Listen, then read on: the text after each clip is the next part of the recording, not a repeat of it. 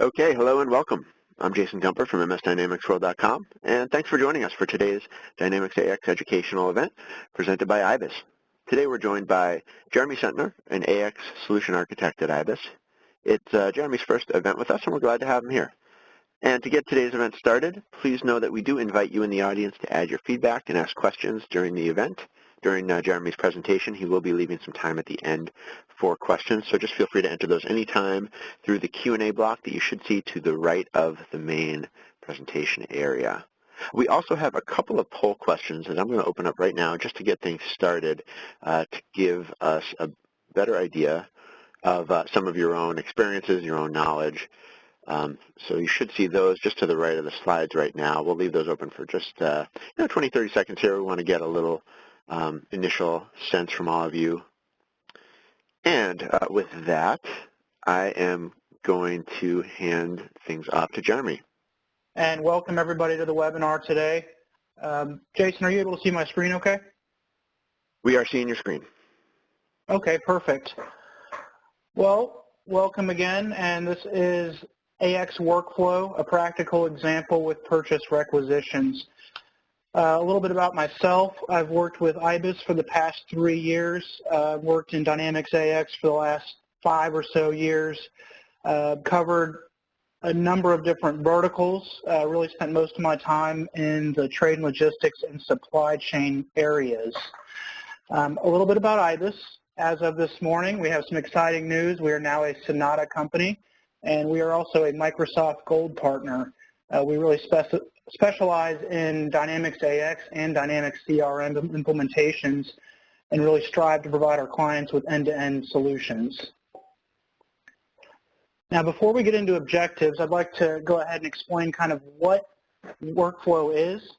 And really what it is an automated routing of transactions throughout the system. And really where you'll see these in Dynamics AX specifically are around purchase orders, purchase requisitions, and invoices, as well as some new capabilities that are coming out with newer releases. So it looks like the polling questions are about done, and we see that it looks like there's a good split from different versions of what people are using as far as AX and what release they're using, as well as we have several people who are currently using the requisition workflows, but not everybody. So that's good, and it's just good to know as far as information for us to base the presentation off of. Now, as far as objectives go for this, a couple of things we want to get done today. The first would be understanding the functionality of purchase requisitions and kind of how they work within Dynamics AX, especially in R3.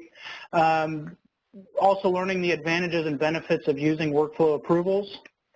I'm going to show you guys how to build those requisition workflows and then also how to import and export those workflows. So here's the agenda that we're going to cover today. And the first thing we're going to start off with is building the workflow. We're going to move into importing and exporting, how to create and submit purchase requisitions, and then how to approve and or reject those requisitions after they've been processed through the workflow. And then finally, we're going to visit the workflow history and kind of look at what information that provides us and how that benefits us as an organization. So starting off, we're going to talk about building the workflow. Now to do that, let's go ahead and jump right into the system. And where I'm at in the system is what we call the workflow designer form. Now, there's a few things I'd like you to note as we start going through this. I went ahead and pre-built this workflow just because of time's sake, but I wanted to I'll go ahead and walk through all the different nodes that are on here and why I set them up and how I set them up.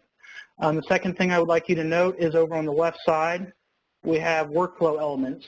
Now, what these are different approvals, different decisions, and systematic controls you can implement here on this canvas. And basically what that does is it tells the system how to route those requisitions and who they need to be routed to. The thing that you'll see here is this mimics kind of what Visio, Microsoft Visio looks like if you're familiar with that product. But basically what you do is you build your routings and connect the workflow arrows to get to an endpoint. Now, what I've built here is a couple of different things. The first thing you'll see is a fixed asset node. Now what that node is a conditional decision that I've dragged onto the canvas here. Now that node is a systematic control that is based on some of these conditions that we set up here. Now what I set up here was a condition where a certain category routes the workflow one way versus if it's not that category, it will route a different way. So if you're familiar with procurement categories, you can actually leverage those within these workflows. You'll see I have one called fixed asset components. So any type of fixed asset purchase that I would be trying to do would be leveraged through that specific category, and the workflow would go ahead and route based off of that. So the reason I picked this was a very practical example is several of our clients in the past have used a similar structure to this in the fact that either a CFO or a COO is required for all fixed asset approvals. So you can see I've set up a node here for an approval of a CFO. Now, that's only if that category was selected. If it is not selected, you can see it will follow this false path. And what I have down here is another conditional decision, so another systematic control there that's asking, is this requisition total net amount over $500 or not? Now the reason I picked this is a lot of our clients don't want to approve every single purchase requisition that goes through. They typically have some kind of dollar threshold or amount that they require approvals for. So if this purchase requisition fits this condition, which is where the net amount is greater than or equal to $500, then it would follow the true path and go to a manager approval. Now this approval node is just this approved purchase requisition that I've dragged and dropped on here. I'm going to go ahead and take a quick look into this approval node, and you can see you can relabel the node name. You can set up different options with the notifications when you want to be notified of when this node is actually hit. Beyond that, if this requisition is less than $500, you'll see that I have an auto approval set up. So what this is going to do is actually enabled by automatic actions. So what an automatic action does is the system knows that it's going to go ahead and automatically process this transaction. So I've set the condition where if it's based off of US dollars. So any requisition that comes in off of US dollars is going to be automatically approved and will be processed to the endpoint here, and that would automatically be converted into a purchase order if you so choose, as far as your setup and configuration goes. The last thing I want to go ahead and note before we leave this screen is the errors and warnings. Now this is basically a step-by-step instruction pane that's going to tell us if there's anything wrong with our workflow. Is there something that isn't connected? Is there an approval that's not set up correctly? Any of those type of items, and you'll get a little listing down here. The idea is that you remove all of the errors and warnings, and then you know that your workflow is good to go and activated, and you can go ahead and start entering your requisitions. So when you build that workflow and you implement workflow, it provides your organization with that systematic control of expenditures. So you know what is being approved, what is being purchased, and kind of can prepare as far as cash flow and other things go with planning. Some of the options we talked about there were conditional decisions. We did implement 2 conditional decisions in that workflow. Automatic approvals, we also implemented that one on that workflow. And then approvals based on categories, that fixed asset category we spoke about. But in addition to that, there are some other options you saw on the control side that we won't have time to cover today, but they are definitely unique and can definitely provide benefits. So there's parallel activity you can implement, approvals based on dollar amounts, which we just saw, and then also you can set the system up to either auto-convert requisitions to purchase orders, or you can actually manually convert the requisitions to purchase orders, and you can consolidate those if you so please.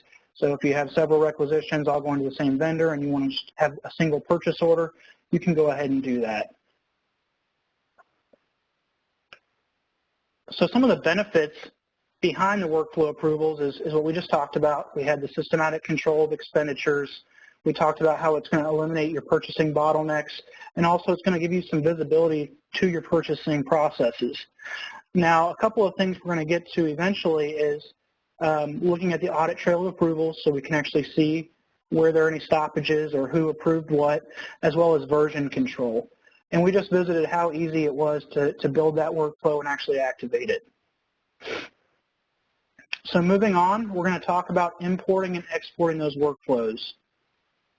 And to do that, I'm going to take you over to what we call the workflow versions form. And as you can see, there's several options across the top here. You can either view or edit a workflow. You can inactivate or activate different versions. If you want to revert back to a previous version, you definitely can do that. You can also delete versions if you don't want to accidentally have one there, as well as copy previous versions as well. Now, the more important thing I wanted to cover here is the import and export functionality. So it's very easy to import and export these, and where this would really come into play is if you have tested a new workflow or a new purchasing policy built through workflow in, let's say, your test environment, and you're ready to launch it into your production or your live system. It's really as easy as a couple of clicks here. You'd hit the export button, and you'll see it comes out as an XML file. You can choose your file path and put that wherever you'd like, and then you can also email that file, archive it, do what you will with it.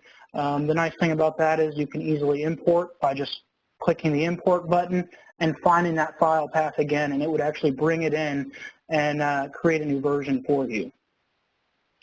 So it's really nice in the fact that these are very easy to move, very easy to work with, and it just saves a lot of time without having to rebuild those workflows. So we talked about how it could export as an XML file. Now we're going to move into the next portion of this webinar, and that is actually creating and submitting purchase requisitions. And to do that, let's go ahead and jump into Dynamics AX, into the procurement and sourcing module, and under purchase requisitions, under the common area, we have an all purchase requisitions menu here. Now you can see I have a number of purchase requisitions I've entered.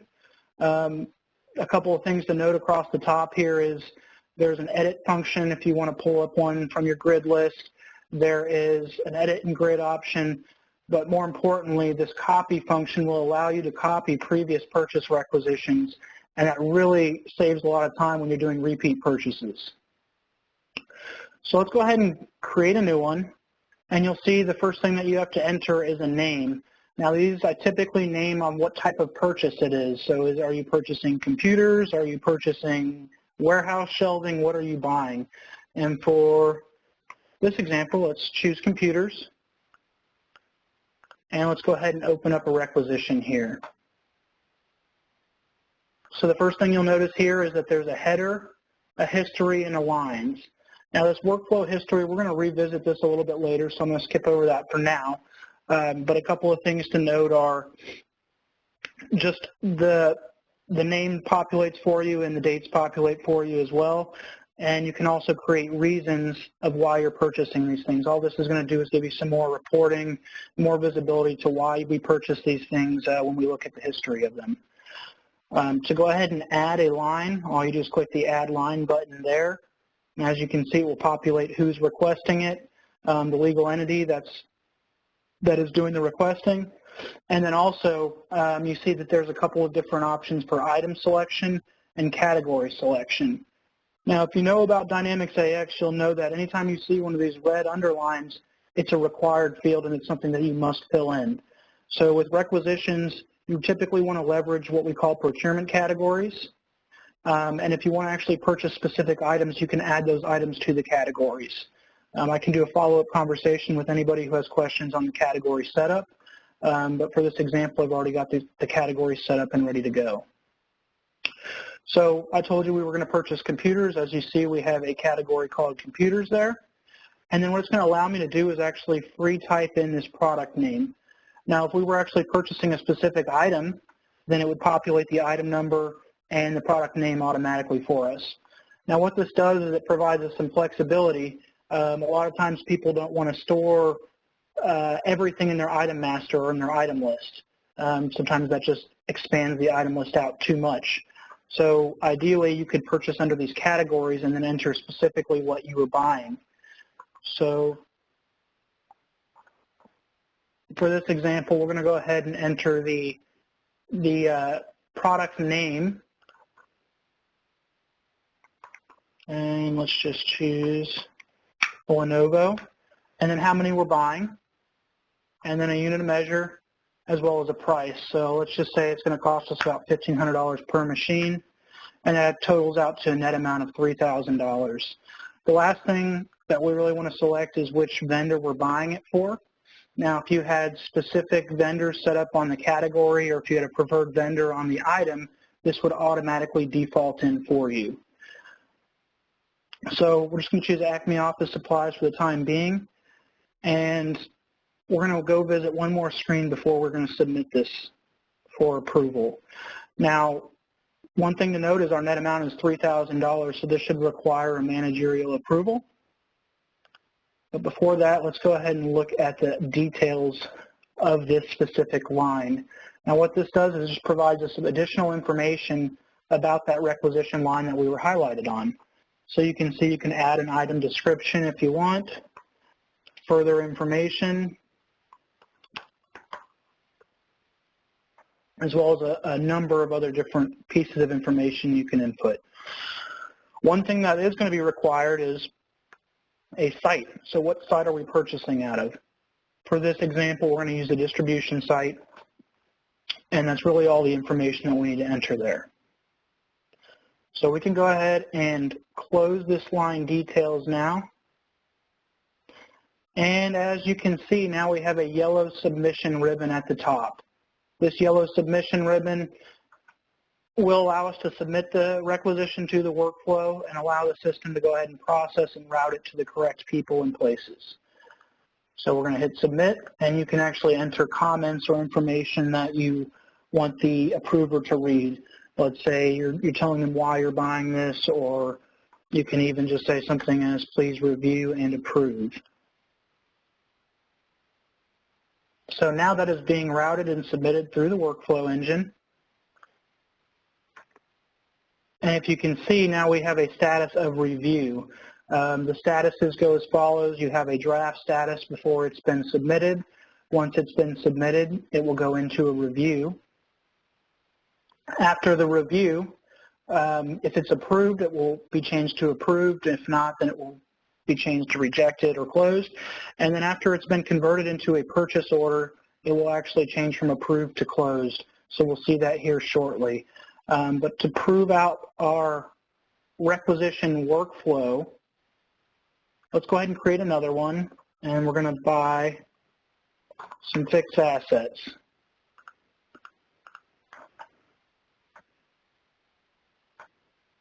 So again, we have a header and a lines view. And for this purchase, we are going to select our fixed asset components category. And let's just call this warehouse shelving for our new warehouse we just purchased. And we are going to purchase 3 shelves at $500 a piece, giving us a net amount of $1,500. And again, our vendor selection. So this category, under the procurement categories, we actually had a preferred vendor set up. So as you can see, it populated this for us, so our requester knows exactly which vendor we're supposed to use. Again, we need to go into the details and select our site under the inventory dimensions.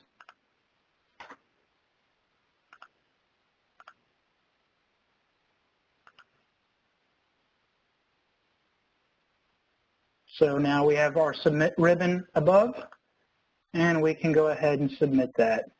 So as you can see, these are really easy to create, really easy to submit, and based on your configuration and your setup, it can provide us specific information such as vendors, such as different items and category combinations to utilize within purchasing. This can eliminate some of the options and misclicks that some of the requesters may have.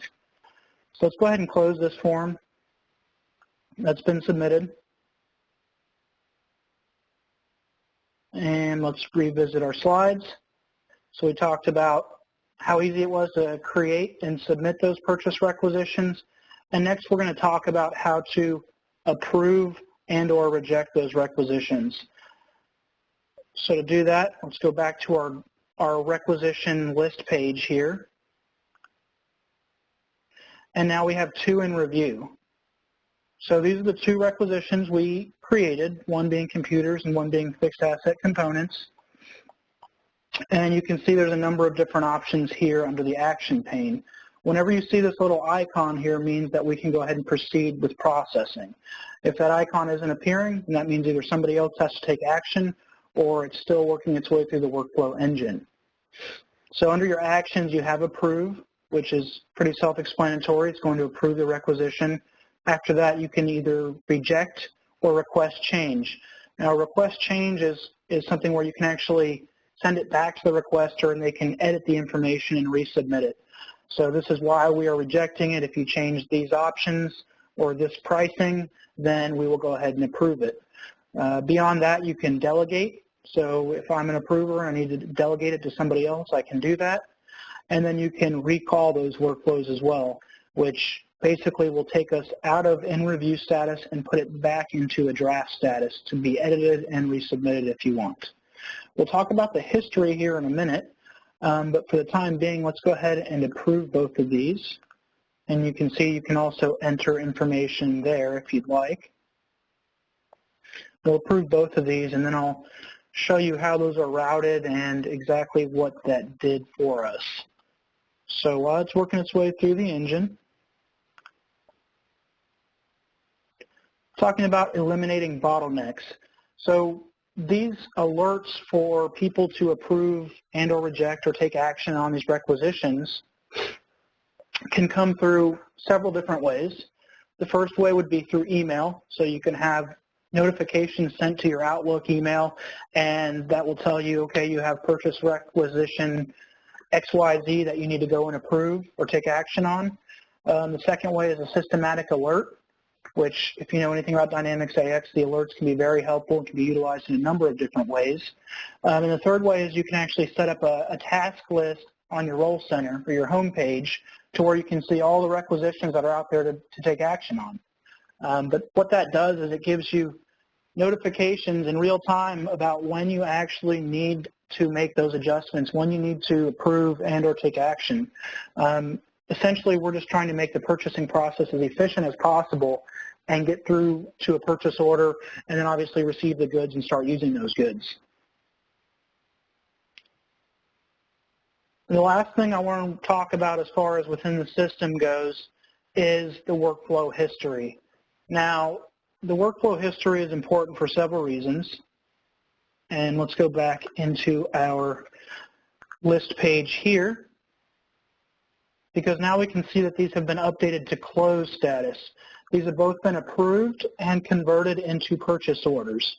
Because of my configuration and because of my setup, I wanted to have these automatically converted into POs as soon as they're approved. But when I mention the workflow history, there's a couple of things that it does for you. When you hit this Actions View History button, you can actually go down and see some of the details. So this is going to actually prove out our requisition workflow that we built in the designer form earlier. The first conditional decision we had built was, is it a fixed asset? Now that first purchase, if you remember, was computer-based and was not a fixed asset component or part of that category that we set up. So as you can see, the condition fixed asset is evaluated to false. So it's going to continue to route to the next decision. Is it over $500? And that one was true. So that's telling us to branch out and go over towards the managerial approval, which you can see here. Now, this is where it gets very important because you can actually see all the history of what happened, who approved it, what time they approved it, and all the steps that it processed through. So if there were several people that had to approve it, you could see the chain of approvals that are there and available to you. So what this is doing is, one, proving out that our requisition is following the correct path and working the way we're expecting it to. And two, also provides an audit trail of approvals. A lot of our clients in the past have said auditors will come in and look at how different purchases were approved and why they were approved and what path did they follow. So you can actually direct them directly to this form and show them, okay, this was a work item for a manager. This manager was the one who approved it, and this is why it was routed to them. Very important and very valuable information as a purchasing organization. Now, the second one we saw that we entered was a fixed asset component. So let's go take a look at the history there. And again, you can look at your tracking details, and you can see that our first conditional decision was a fixed asset, and that was evaluated as true this time. So it took us over to that approval node of the CFO. Now let me go ahead and pull that designer form back up so you can kind of track that. Our first requisition was not a fixed asset, so it was passed down this route here under the false, and then it was reaching this next conditional decision of over $500 or not. And it was over $500, so it went to a managerial approval and then was converted into a purchase order. Now our second requisition was a fixed asset component. It fell under that category that we had built. So as you can see, we basically routed it through the true node over to the CFO approval, and after the CFO approved it, it was routed to the end and converted into a purchase order as well. So that is how the history is so beneficial and how it can really help your organization operate as efficiently as possible. And really, if there are several people who need to approve the workflow, you can check those while they're in process and actually see who the bottleneck is. So who are we waiting on? Are we waiting on a department head? Are we waiting on the CFO? Are we waiting on the CEO to actually process these purchases and get them into orders? So very valuable information, very valuable stuff. Now, one thing I want to go back and revisit is some of these approval nodes here. And you can actually drill down in this designer form into the approval nodes. Now, there's a couple of things to look at here. The first would be basic settings. Now, the basic settings are what information is going to be published to the person receiving these requisitions. So what is the name of the node? What is the information they're going to see? These placeholders will provide information dynamically based off of different information that you select. So for this one, I selected the purchase requisition ID. So when they get a notification, they're going to know specifically what requisition number they need to go out and approve or take action on. These are all from these placeholders, and you can find an entire list of them there. The next thing I want to take a look at on the approvals is the assignment.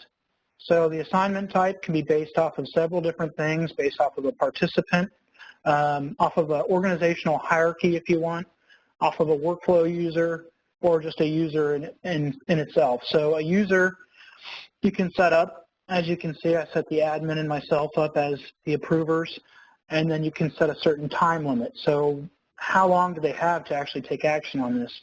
Is it days, weeks, hours, months, or years? And how many of those there are? And then again, what days are we actually operating? So which days count towards this time limit? The last thing that I want to show here is the completion policy.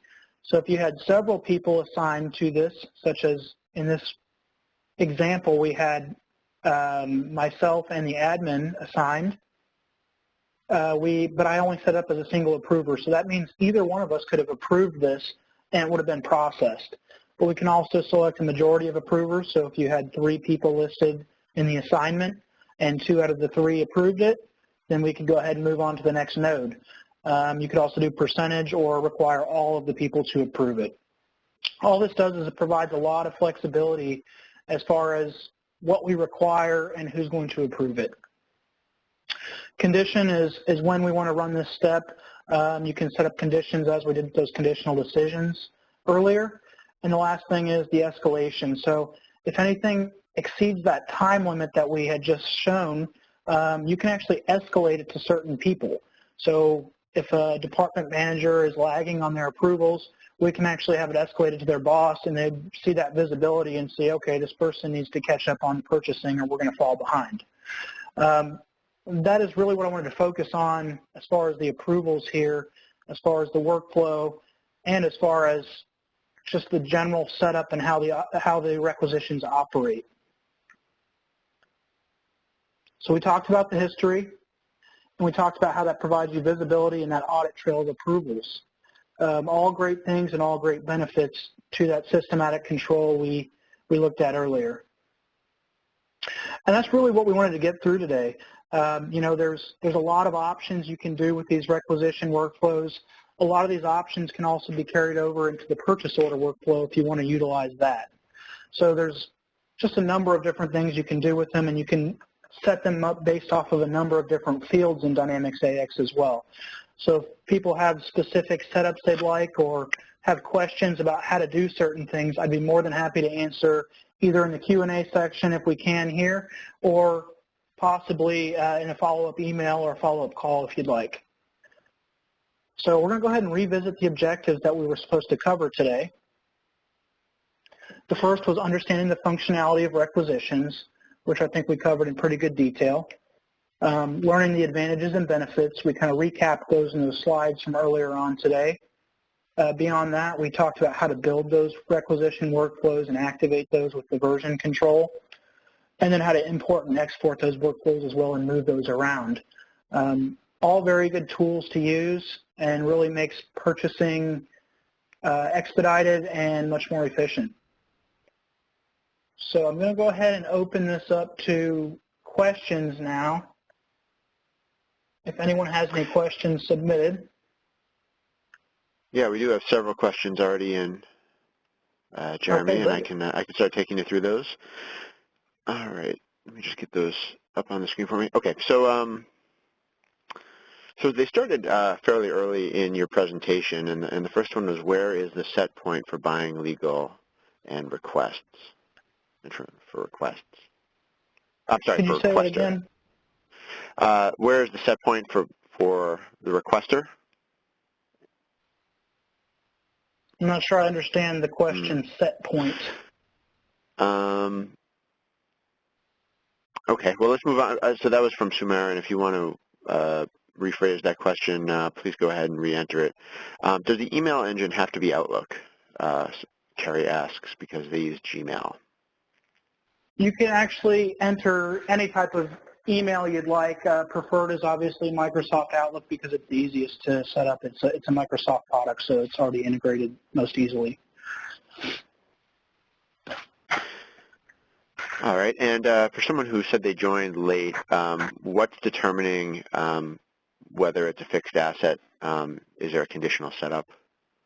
Yes, so that was, let me see if I can go back over there really quick without getting too far out of here.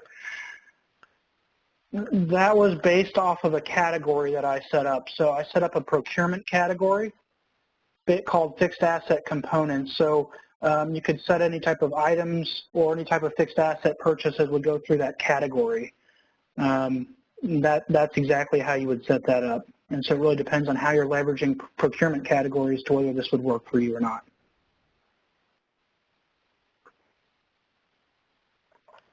All right, I'm going to try to sort of paraphrase a longer question here. So on the manual decision and parallel activity and sub-workflow functionality, can you show how I can use a line workflow where line level workflow and header workflow are working together?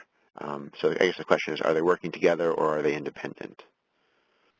Well, as you can see, you can leverage a line item workflow. I can't actually show that right now. It would just take too much setup and too much time to leverage that. But if we wanted to send me an email after the fact, we can look at kind of the setup that you're looking at and how to achieve what you're trying to achieve. All right, great. I'm just going to remind folks, if you can enter your question into the Q&A block, not the chat block, that'll just make it easier to make sure we get them in the right order here. But I do see several more coming in. Can workflows be used in other areas of AX like price change approvals? So it depends on what areas you want to use them in. Right now, they're heavily leveraged in purchase orders, purchase requisitions, and AP invoices. But they are releasing, with the new releases of AX, new workflows are coming into play. As well as through I.B.I.S, we have advanced supply chain software, which is now leveraging some new types of workflows on the sales side. So it really depends on what solution you have, what version of AX you're on, and what areas you're trying to leverage. The pricing one, to my knowledge, is not out there yet, but I think it is in the roadmap. Are trade agreements within AX required to copy a previous requisition to a new requisition?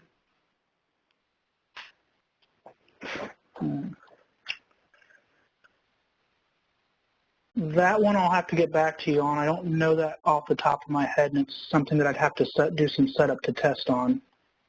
So, Jason, is there any way we could get these ones that I'd like to do follow-up on kind of tagged, or have them email those to me? Because I'm more than happy to go through whatever anyone needs and needs help with, because I know this pretty inside and out.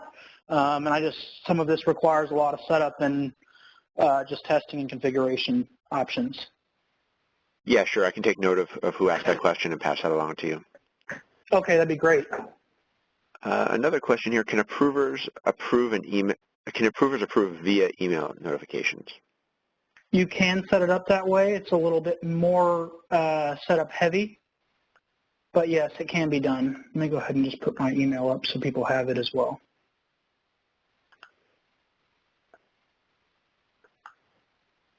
All right. Can we use multiple project numbers in a single requisition?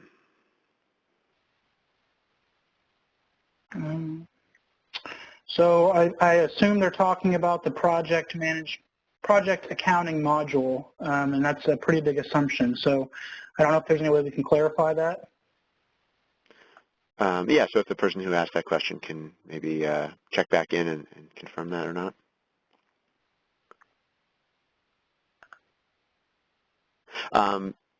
Another question here: creating a purchase order without approval, like for less than $500, is that kind of functionality dependent on the AX release? I believe all of the I believe that all the AX 2012 requisition workflows allow for automatic approval. In 2009, I have to do a little bit more digging on because I haven't worked in that product in about a year or so. And there's a question about when can we give the item number, but it doesn't have any more detail than that. I don't know if that's enough for you. Yeah, so you can use item numbers, but it's all based off of procurement categories. So if you go into the procurement category and you add specific items to that category, you can select the items on the requisition line, and it will pull the item number in, the item name in, and the category that it's attached to. All right, excellent.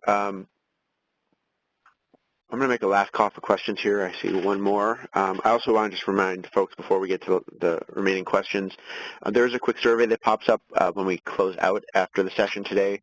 We really appreciate your feedback. If you could just take 15 or 20 seconds to fill that out. Our speakers also really appreciate that feedback to let them know how they did. So a couple more have come in here. Can we approve purchase requisition? Oh, I think we already kind of covered that through email messages. I think you said the answer was yes. Yeah, we covered that, yeah. Yeah. Can you also specify the vendor on the item? Yes, so if you have a preferred vendor on the item, it could pull that as well. How do I allow users to pick from all vendors when they pick an item? So it depends on your setup, obviously, whether if you're using categories, if the vendor's assigned to the category, or if you have approved vendors set up in the system, you can also utilize that as well. All right. If you set a procurement category with items populated, will the requester be able to specify the vendor that they will purchase from? Yeah, it depends on your setup. Again, if the approved vendor list, if the categories have vendors set up, there's several different configuration setups that would allow you to do that. All right. What is the difference between consumption and replenishment requisitions? So I thought this question may come up. And basically, requisitions of a purpose of consumption represents demand for items or services that will be used internally by the organization. So basically meaning that this is going to end up turning into a purchase order. Whereas the replenishment can be typically used for a purchase order, a transfer order, a production order, any type of other purpose. So this purchase is going to be used for something else after the fact. It's not just going to be received goods, essentially is what it breaks down to. Can I use a single requisition to purchase the same item by specifying multiple project numbers? Can you read that one again, Jason? Can I use a single requisition to purchase the same item by specifying multiple project numbers? I'm not sure I exactly follow that one. Let me see if I can decipher what they're trying to say.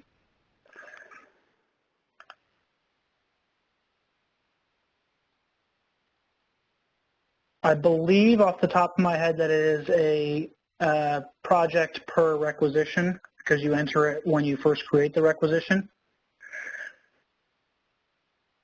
versus line selection. All right. Does AX have an RFQ module available to integrate into AX purchase requisitions? Yes, it does, and I really wanted to show that. I just didn't quite have enough time. But if you can see up here, there's a button that's grayed out. You can see some of them are highlighted based on the status. We're not seeing your screen right now. Oh, yeah, I'm sorry, Jason. If you go into here, I can just share it again so you guys can see what I'm talking about. Thanks for the heads up, Jason. I get carried away sometimes. You can see at the top here, there's a create request for quotation button that integrates to purchase orders and purchase requisitions.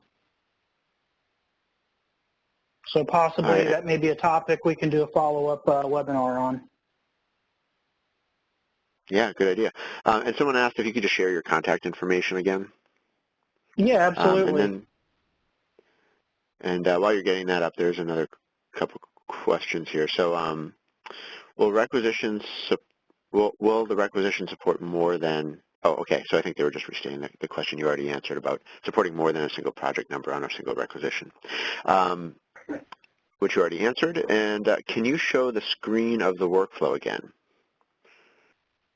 Okay, yes, I can. I'll leave my contact up for another minute or so, and then I'll switch back over and share my screen to the workflow. I think they wanted to see the workflow designer, it sounded like. I believe so. And, okay, and so for the person who asked that, if you have a more specific question, I can relay that on. So I'm switching back over to the workflow screen now, and then I will put back up my contact information here after this question, or after we see this. Yeah, and I think that might be our last question. I'm making another final call here, but I think we're getting near the end of the queue. Thanks for taking so many different questions here, Jeremy. Yeah, no problem. Glad I'm here to help. You know, like I said, more than happy to assist further through email, follow-ups, anything else that anyone has. Just a disclaimer, I will be out of the office tomorrow and Monday, so if there are delayed responses, just be aware of that, please. So with regard to seeing the workflow again, this person wanted to see how the auto approval worked. Okay. Let me go ahead and dig in a little bit here. So what you have is you have a top level, yeah, I'm sharing my screen, okay. You have a top level approval node where you can enable automatic actions. So you hit that automatic actions button, and hopefully this will pop up for me real quick. And as a follow-up question, Jane asks, is that a manual decision? She's looking for where you add that to the workflow. So I think you're there in it. So all I did was add the approval node, but you set up the approval to include automatic actions versus having a manual approval in there. So the difference would be you drag over this approval node here, and then the difference is that you would select automatic actions, enable automatic actions, set the condition that you want to base that off of, and then select the completion action here where you can do approve or reject. So that's going to process automatically, which is what we were looking to do. That would be the third requisition we could have entered.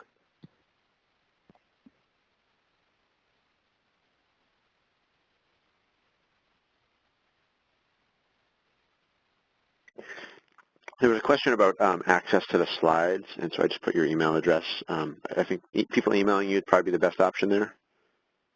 Yeah, that's fine. Or if Jennifer, I don't know if you're still on the line as well, but maybe she has a list of all the attendees that she can email it out to. That may be even easier. I don't know. Okay. Well, one way or another, we can certainly find a way. We're also recording today's session, so if anyone missed part of it, we will be making that available too. All right. Can you open the fixed asset conditional properties?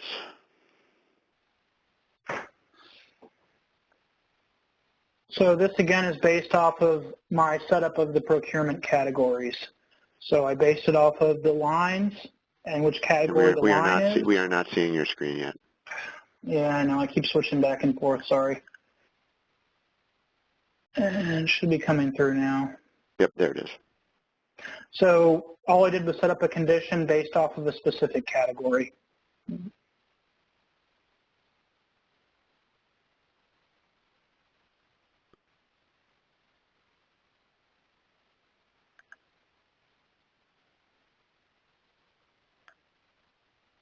All right.